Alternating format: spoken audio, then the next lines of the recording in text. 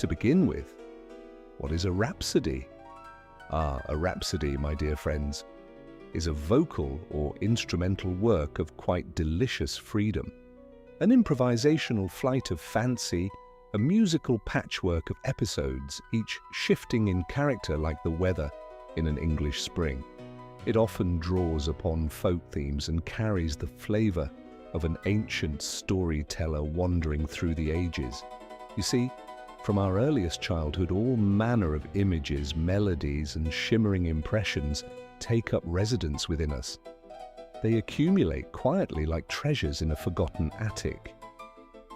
Inside each of us there exists a most peculiar inner world, a place where Snow White might be found having a perfectly civilized chat with Batman, where Robin Hood swaps tales with astronauts returned from the moon, and the Tin Man finds himself humming harmonies with John Lennon.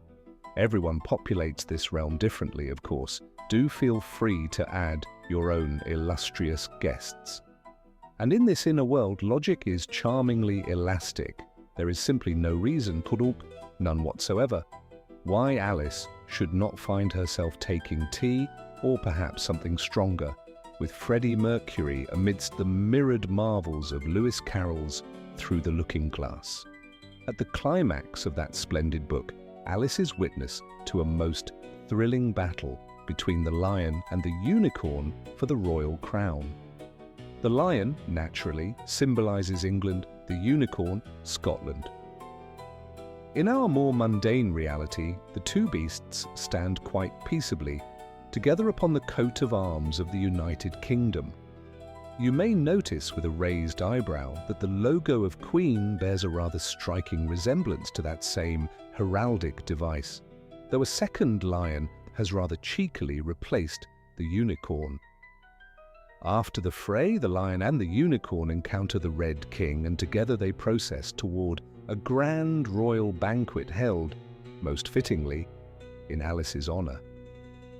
Now, as everyone knows, one of Freddie's most magnificent stage personas was that of a king, crowned, resplendent in a red robe lined with ermine.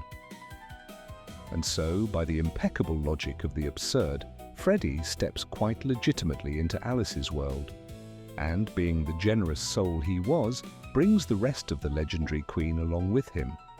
In keeping with the free spirit of the rhapsody, the scene cheerfully admits Humpty Dumpty, the kitten's Kitty, and Snowdrop, and even the sheep into which the White Queen once so inconveniently transformed. In the upper left, the fearsome Jabberwock is doing his level best to alarm poor Brian May. Behind the formidable drums of Roger Taylor lurks, who else but Galileo Galilei himself, briefly immortalized in the lyrics of Bohemian Rhapsody. And there, if you look closely, is Scaramouche, pointing his improbably long nose directly at Freddie's crown. One can almost hear the immortal cry, "Scaramouche, Scaramouche, will you do the fandango?" The real Scaramouche, of course, has once again given everyone the slip, only his mask remains the rascal. And why, one might reasonably inquire, does a flamingo's head grace the top of the double bass? Well, a flamingo is a remarkably versatile creature.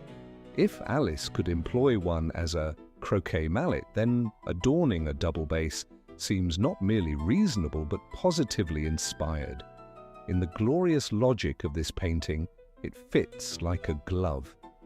Do look at the landscapes and mountains and drifting clouds, rolling hills and gentle plains, and there, in the distance, a majestic royal palace awaits.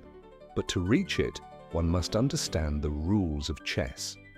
It is precisely this ancient and noble game to which Alice, that delightful girl in the blue dress, standing beside a table scattered with chess pieces, invites every one of us. The black and white squares of the chessboard, much like the driving pulse of the song itself, spill over onto the double bass, cascade across the valley, and roll all the way to the palace steps. They beckon, they insist.